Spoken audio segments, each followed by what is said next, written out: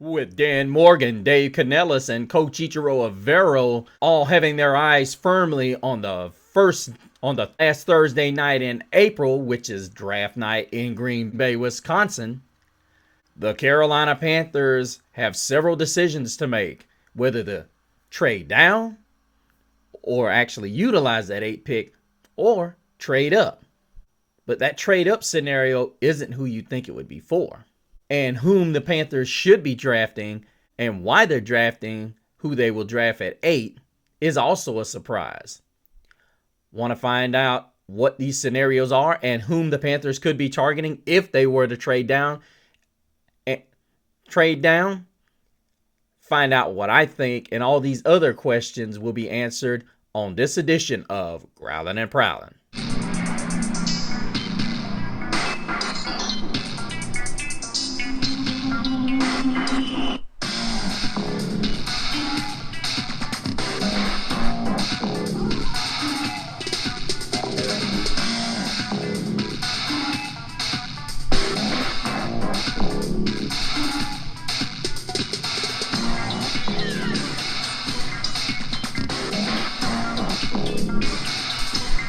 Welcome back, Prowlers.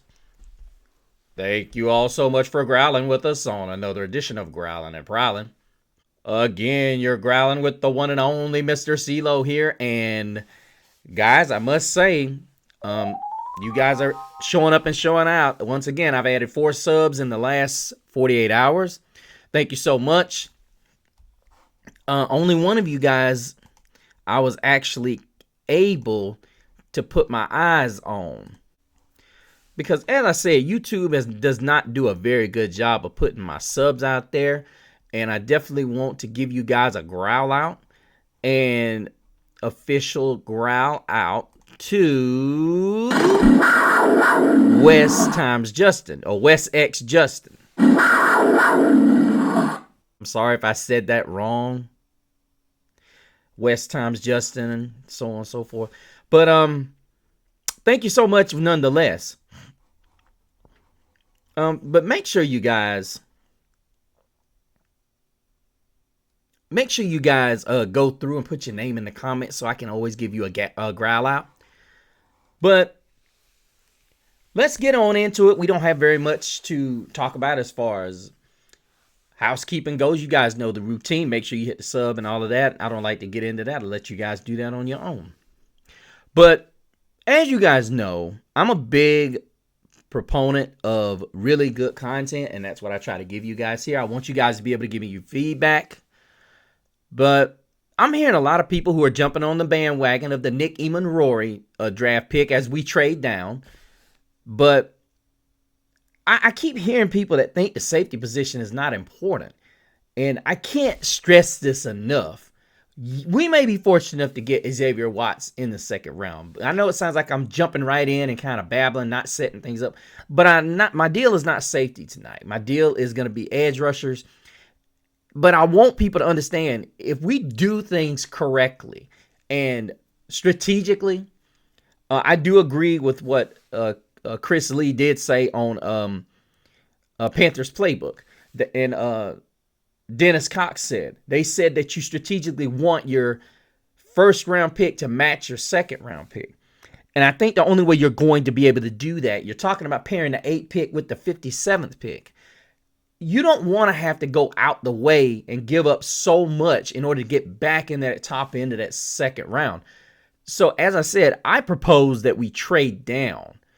And Jared Feinberg, I don't know where in the Sam Hill he got this one from. I mean, guys, when I tell you what this guy proposed, I'm like, I'm at a loss for words to even say it. It's hard for it to come out of my mouth. And he's a writer for Panthers Wire. And generally I give these guys a really good take, and I give these guys really a lot of credit for the articles that they write. But when I saw him come up with this, I know we're supposed to be doing the edges and who we should take, but to trade the 8th, 57th, and the 2026 second round pick for Travis Hunter, Now listen, I'm gonna tell you guys something. Y'all are sitting here losing y'all's mind over this kid. It's impressive that he plays both sides of the ball. I ain't seen nobody he locked down. What? I'm just, name me a guy he's literally locked down that was elite or on that level.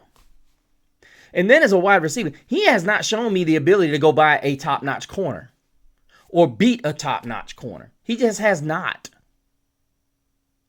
I think it's a combination, and I think that's where Shedeur Sanders is going to show. But I think Shedeur Sanders has got a better chance of making the next level than Travis Hunter. I could be wrong. I'm not a Travis Hunter fan, and I'm not one that goes with the hype train. This is a hype train we do not want to be a part of, Panther Nation. And Jared Feinberg, for you to even to entertain this. And here's the kicker, you guys. This is if the Titans and the Browns take Cam Ward and Shedeur Sanders. We trade up to get Travis Hunter. Dumb shit. Dumb shit. Bruh. Can you believe that? I don't believe anything. I don't either. My thing is, this is the dream scenario. Look, the reason why you're taking Jalen Walker or Mykel Williams out of Georgia is because you could not get Abdul Carter. There ain't no way if the Giants are willing to part here. Give you the third pick for the 57th and the 2026 pick next year, second, excuse me. I am jumping all over that. Because in my mock drafts on PFF, I've not been able to get the third pick with the number 8, 57, and 26. I've had to dish out the 8th, the 111th pick that we had, and the second and third. So I don't know if Feinberg is using this correctly, because I'm going to tell you, I had to give up a lot to get that third pick. And I would even argue I had to give up the same if it was the Patriots. Because I'm going to tell you something, the Patriots, they want Abdul Carter. In my opinion, I think it's a bad move. I think they need to go with Campbell, but hey, that's neither here nor there. It's whatever. But the truth of the matter is, I'm hoping Dan Morgan and these guys are not looking at Hunter. I hope he's not even on. If we draft down to the 20th spot and he's still on the board, I hope they're not even looking this route. I am not sold on Travis Hunter. And if many of y'all that are on that train, if it turns out he's a good player, hey, get in the comments and roast me. I can take it, but I don't see it. He's going to have to be a slot guy. And I'm not sure he's capable of that. Might turn out to be a decent receiver. I don't see it. If I'm the Patriots and I have a shot at either Hunter or Ted McMillan, I'm taking Ted McMillan. I don't care what anybody says. Sorry. Because honestly, this offense didn't go through Travis Hunter. People will sit there and say it did, but it didn't. Shedeur was Shedeur. That is why he is one of the top 10 players in this draft. Now, having got that out the way, there are so many people that's thinking this safety position is just some kind of a joke. And the reality of it is, Panther Nation, we can't think of this as just a joke. We can't do that. And the truth is when you start thinking like that, you really start making asinine decisions. And when you do that, it ultimately costs you. As Feinberg is doing a lot of trading up. As I said, this is one where he does the ruthless. He says it in his article, a lot of ruthless aggression. I'm not going to go deep into it again, but he ends up taking Josiah Stewart out of Michigan. Yeah. And then you lose that second round pick. No, excuse me. I'm sorry. I'll get it right in a minute. You get the Phillies' second round pick, and you ultimately lose your third round pick in the process. So, like, you've already lost the second round pick that you had to get Travis Hunter, which, like I said, you keep talking about whether it's Jalen Walker, you want to get a two-headed player. No. Because here's the other thing you guys don't think about. If I get a guy that is capable of playing two positions, what happens when he gets hurt? I need two guys to replace him.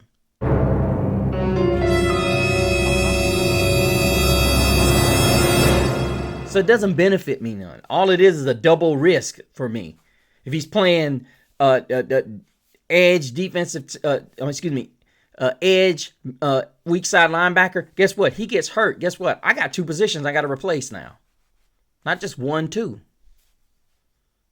I would rather have to replace one position with an injury than to replace two. And in Travis Hunter's case, you're going to have an offensive coordinator and a defensive coordinator involved. They're going to be bickering because of the usage part. Is this a hypothetical question? Mm-hmm. Damn you! And ultimately, and guys, I don't want anybody to feel out there, but I like where we at on offense. We got to shore up the D. Everybody's like, oh, well, we got to get this. I would love to get Ted McMillan. And please, no Tyler Warren. We don't have a problem at the tight end position. We have a problem with the scheme. And when Dave Canellis is cooking and Bryce is on the same page with Dave Canellis, give me a 1 in the comment if Dave Canellis and Bryce are cooking, that this offense is one of the best in the league. Give me a 2 if you don't think so. I sat back and I watched the 2 games that the Panthers won and 2 games that they lost. This was the first time I can honestly look back and say, I'm enjoying it. Even though we lost. This is why, and it goes back to a statement I made to you guys, and I know I'm slipping this in there, why we shouldn't have won. We wouldn't be in this scenario had we gave the games up. And I know a lot of you are going to be like, Mr. CeeLo, or you're talking down. You're not a real Panther fan. No, once we get eliminated from the playoffs, guys, there's nothing to play for. There's not. There really is not. But I think Morgan's got to be very careful here. You got to make sure that you don't spend so much time on the outside that you forget the interior was your problem. Now, a lot of you are going to think that we fixed that in free agency. It could be conceivable that the Panthers trade. I love what Trevon Moehrig brings to the party. It would be great if Nick Emanroy was the guy that we drafted. He's very good in run support and very rangy in the pass defense. I think ultimately, if you think about what we have, J.C. Horn locking down one side, you could put Emanroy with his range. I hope you guys are listening. Put Emanroy on that other side with Mike Jackson. Let Jackson jam and put that range to use. I loved Xavier Watts. And people are going to say, well, why can't we get this guy? Well, 5'11 versus 6'3. And Watts ran about a 4.49, 4.5 40. Emanroy ran a 4.37. You want answers? I want the truth! See the difference? Size. And then Watts is barely 200 pounds, if that. Emanroy is 225 pounds, you guys. God damn! Bruh. Now, many of you are going to say, and I want you guys to go back and watch my show on Nick Emanroy. I love the guy. I think he is the kind of athlete that we need. Listen, if we get this guy, if we trade down correctly, and a lot of people are saying he might fall to the second round, I don't see it.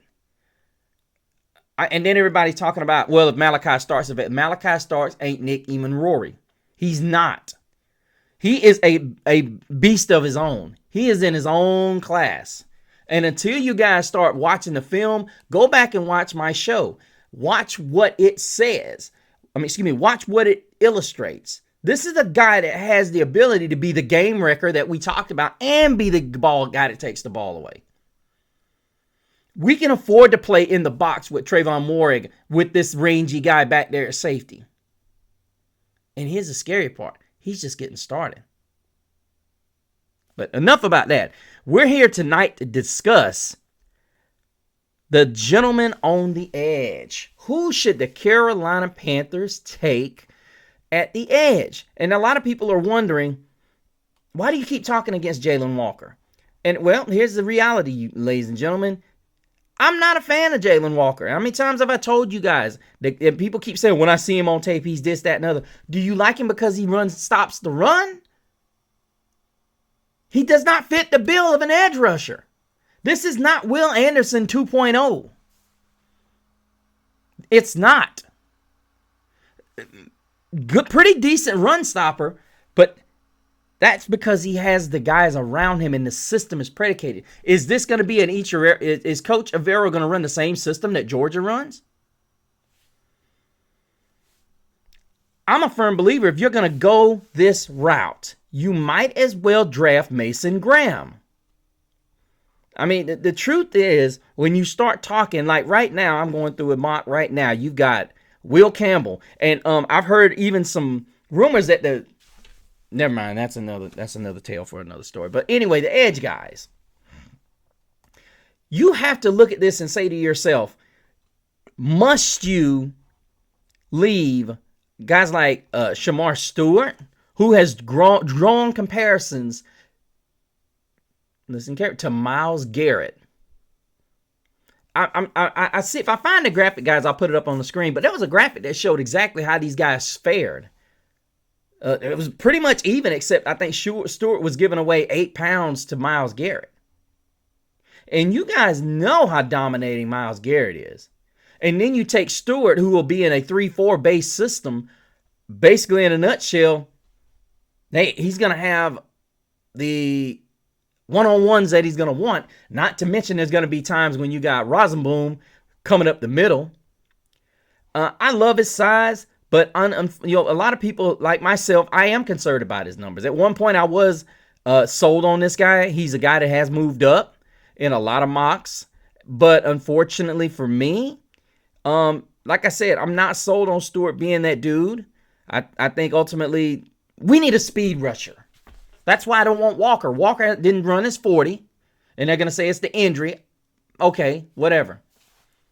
But I haven't seen a lot of speed out of Walker. I see good reaction speed, but not really getting around guys. And they're going to bring up that Texas game. If he was that good of a pass rusher, how come they didn't keep him there? I don't care about the whole Swiss Army knife thing. If you got a guy that is, look at Penn State. Penn State didn't play around with Abdul Carter. They pulled him from, I think it was strong side linebacker, and then they put him in on that line, and look what it did. They didn't move him.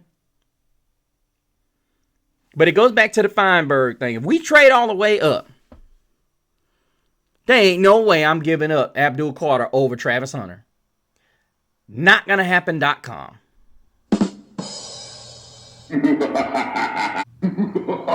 Now,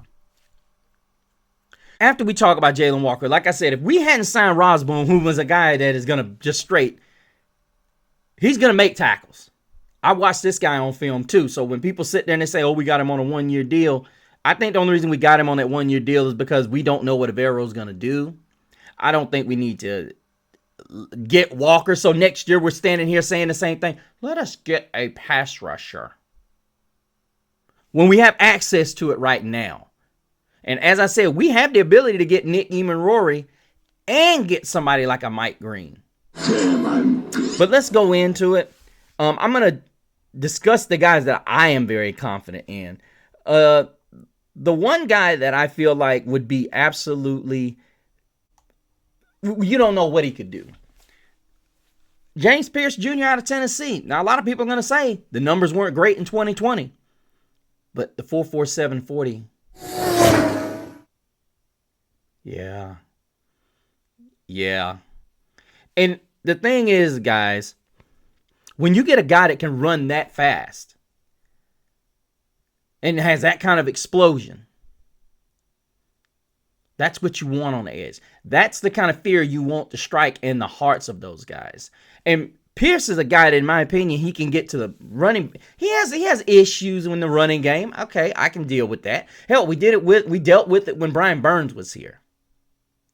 But this is a guy that could have some serious potential racking up those sacks, especially people talk about moving him around. We can do that. We forget we got DJ Wanham on the other side. We keep forgetting that. And then, as I said before, We got a guy like Amari Barno who's coming back. He's very quick.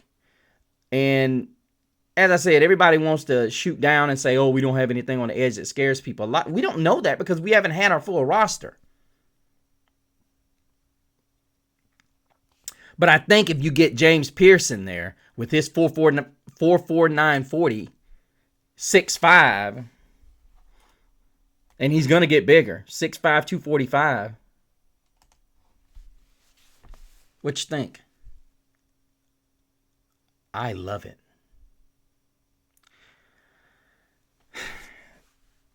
Then another trade down. Of course, you guys know about Nicky Monroe. He's right here.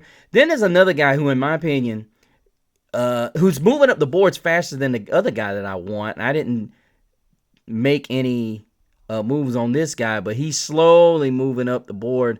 I gotta say this. That was one of the guys, reporters, that said we should get Carson Swessinger. Dumb shit! Dumb shit! Dumb shit! And trade up for him. You fucking idiot. Why would we trade up and get another middle linebacker? Why? I mean, if we're going to do that, this is the way I feel about it. We should actually get Jihad Campbell.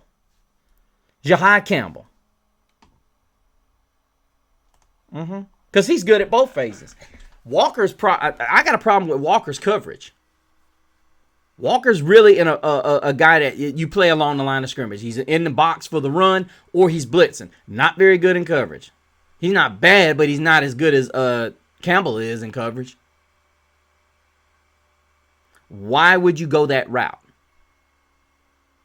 Just a lack of thought process that goes into it. You got people that are all over the place. Listen, when you hear somebody say, you want to be in a position to take the best player available, that doesn't mean you get reckless with it.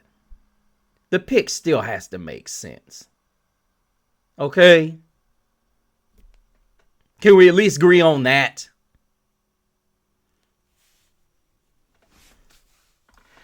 I know I'm skipping a couple of guys that's in the middle here.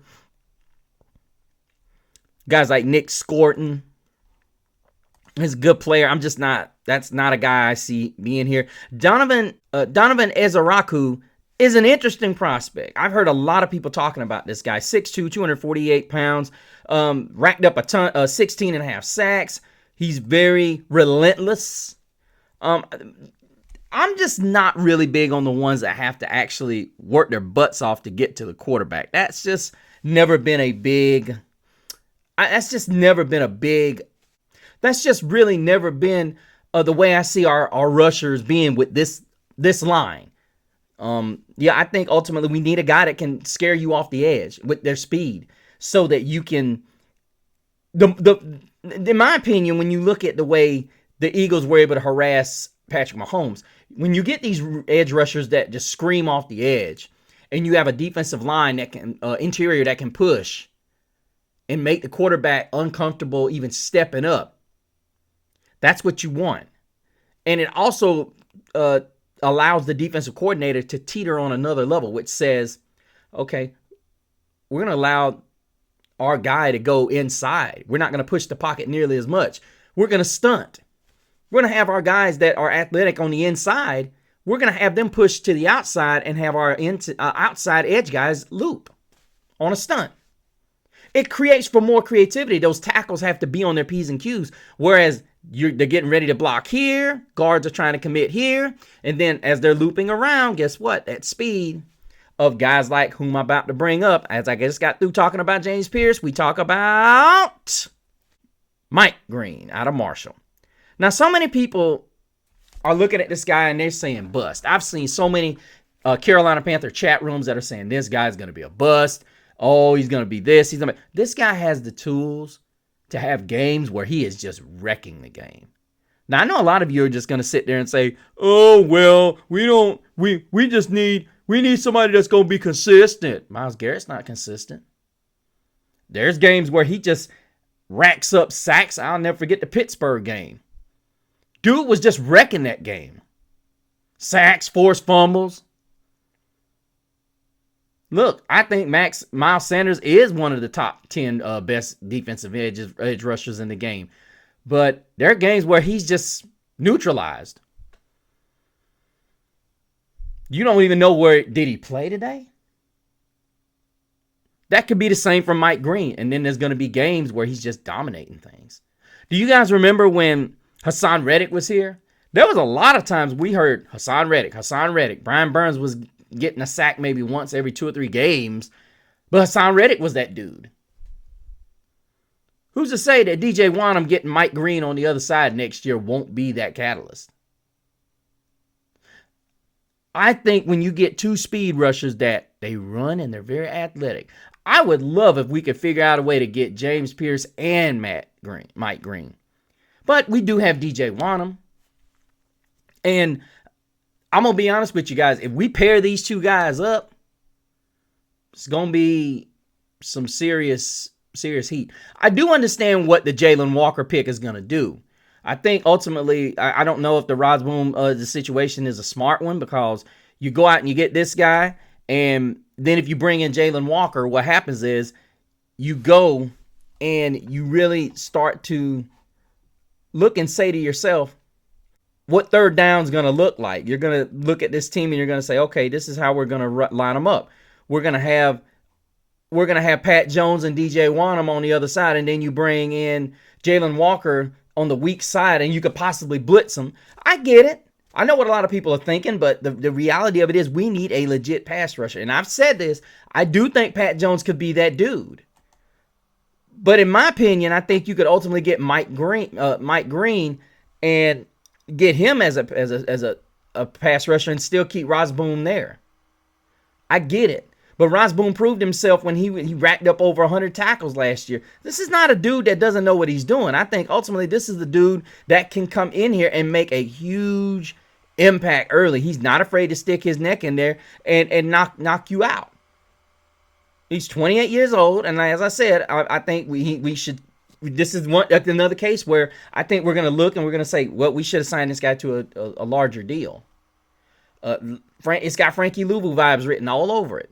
Rosboom is a guy that is he had his come out last year. And yeah, you got to give the dude his props. He was involved in over 135 tackles last year and had a sack and a pick. So this is the dude who last year was his coming out party. It's been long overdue. So I would hope that this show right here it kind of encourages you guys to see that if we went, let's say per se, we went Mike Green and Nick Eamon-Rory, and that's saying we trade down and we trade back far enough to still maintain him and get enough picks, draft capital to trade back up and get Mike Green, because Mike Green's probably going to be gone at the latest, probably the Philadelphia Eagles. You know, the Eagles are going to be trying to recoup after they lost Josh Sweat to free agency. But the truth is,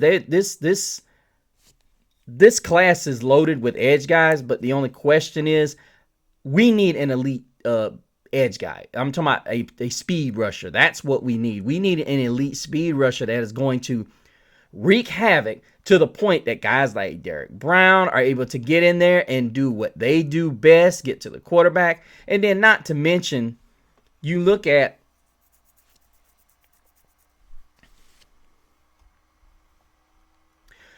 what Tershawn Wharton brings from the Chiefs, and I love what I see. Now, I think Bobby Brown needs to be probably going to take the spot from Shy Tuttle, because Shy Tuttle honestly was not very good last year. He was asked to play the nose, in all fairness, considering Derek Brown was out. I do admit Derek Brown is a massive piece to be out of that middle. I think, in all fairness to Shy Tuttle, I think he plays better this year. I think he's not gonna see quite as many full-fledged double teams this year. I think he'll end up going back to that same form that he had the year prior.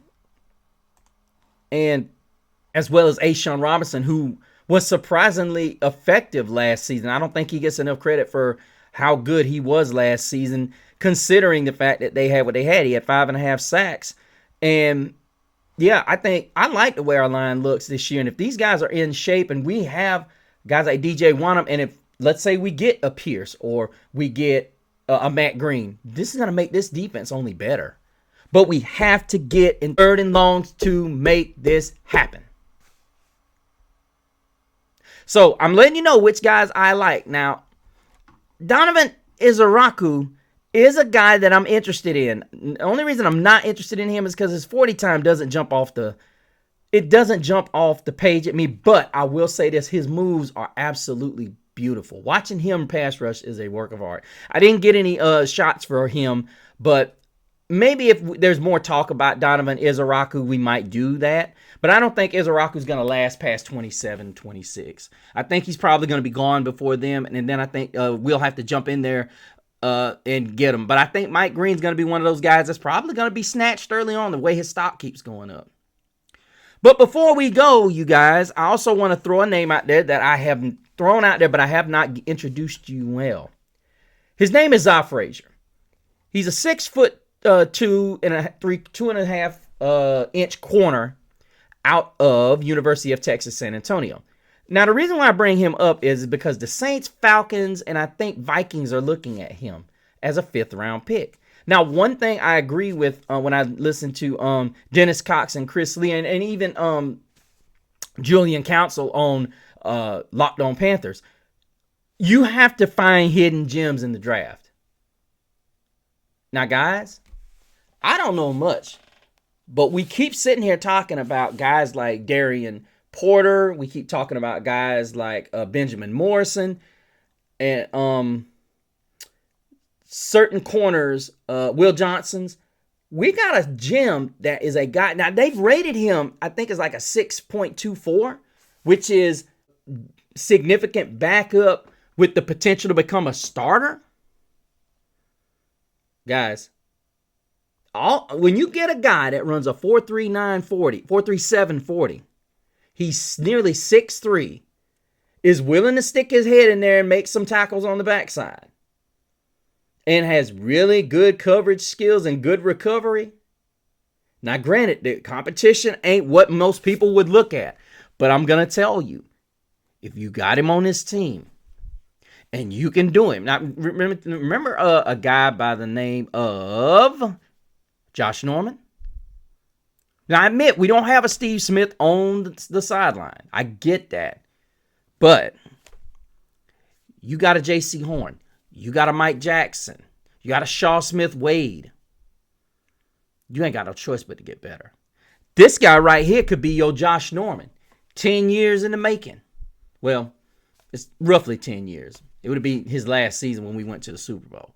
But the reality of it is, guys, if Dan Morgan and them can, because listen, I'm going to tell you, you don't want to see Za Frazier in Atlanta or New Orleans.